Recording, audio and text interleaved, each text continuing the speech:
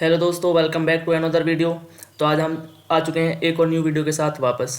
तो आज का जो हमारा टॉपिक है वो है रोहिंग्या रेफ्यूजीज़ को लेकर। तो दोस्तों, ये रोहिंग्या रेफ्यूजीज़ हैं कौन? जो रोहिंग्या शब्द है वो आया है रोहांग का निवासी से। अब ये रोहांग कौन सी जगह है? रोहांग म्यांमार के अंदर एक अराकान नाम का स्टेट है, उसी का नाम था। तो जो रोहांग का निवासी है वही रोहिंग्या है। जो रोहिंग्याज हैं वो म्यांमार के निवासी हैं। अब इनके साथ इशू कहाँ से राइज होता है? 1982 में म्यांमार के अंदर मींस बर्मा जो है, बर्मा म्यांमार का पुराना नाम है।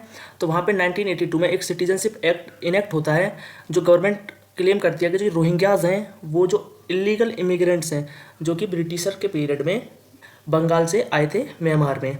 अब और वो ओरिजिनली कहाँ से हैं? बंगालीज हैं।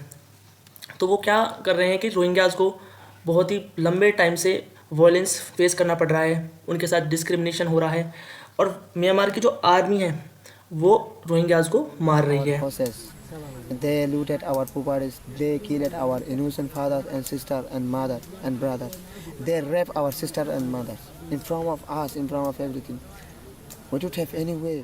तो इसी के चलते जो रोहिंग्याज हैं वो इमिग्रेंट्स हो रहे हैं, मीन्स दूसरी कंट्रीज़ में जा रहे हैं, दूसरी कंट्रीज़ में मूव हो रहे हैं, जैसे कि बांग्लादेश, इंडिया एंड थाईलैंड।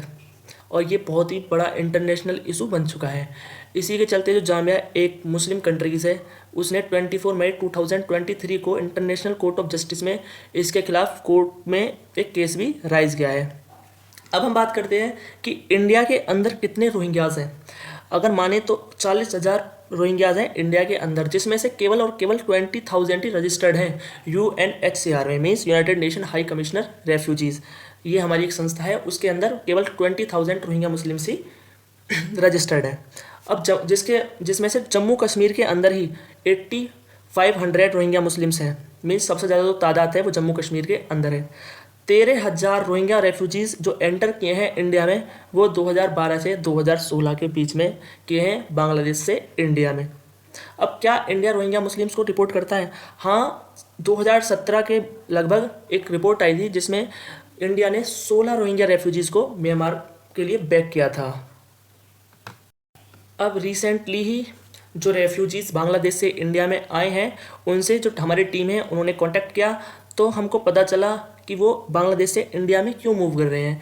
क्योंकि जो वहाँ पर पहले जो रेफ्यूजीज़ थे उनको जो जो सुविधाएं मिल रही थी, जैसे कि शेल्टर हो गया, राशन हो गया रेफ्यूजी कैंप में, वो अब नहीं मिल रहा है। अभी एक हिंदुस्तान टाइम्स की रिपोर्ट आई है जिसमें मणिपुर गवर्नमेंट बोल रही है कि 718 म्यांमार नेशनल्स जो हैं इंक्लूडेड 301 चिल्ड्रंस इंडिया में एंटर किए हैं विदाउट प्रॉपर ट्रेवल डॉक्यूमेंट, वो भी 22 जुलाई और 23 जुलाई, बिल्कुल रिसेंट की ही बात है दोस्तों।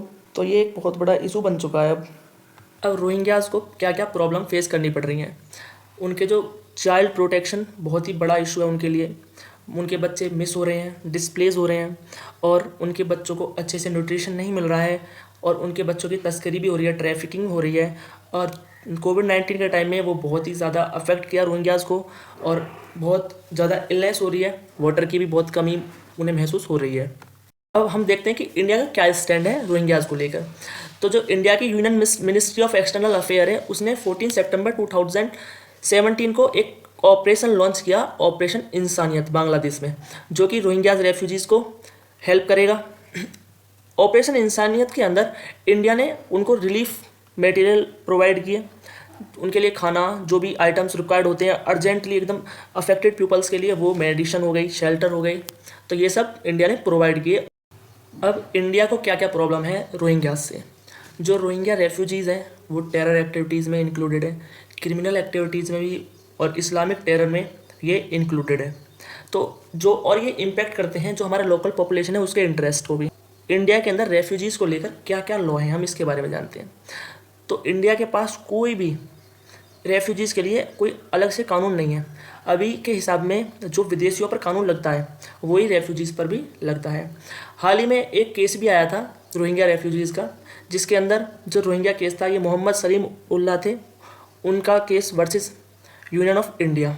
उन्होंने क्या काम किया कि आर्टिकल 19 को बेस बनाया सुप्रीम कोर्ट के अंदर और केस कर दिया यूनियन ऑफ इंडिया के खिलाफ।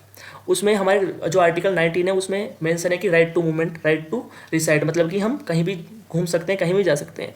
तो इसी हिसाब से वो सोच रहे थे कि ये जो एक्ट है वो उनके ऊपर भी लागू होगा, लेकिन सुप्रीम कोर्ट ने सीधा सीधा बोल दिया कि ये जो आर्टिकल 19 है वो सिर्फ और सिर्फ इंडियन सिटीजनशिप के लिए ही है। बाकी जो अदर कंट्रीज़ के जो लोग हैं वो इस आर्टिकल के अंदर नहीं आते हैं। सो अभी के लिए इतना ही दोस्तों, मिलते हैं एक अनदर वीडियो के साथ वापस। और वीडियो अगर अच्छी लगी हो तो लाइक कर दीजिए और चैनल को कर दीजिए सब्सक्राइब।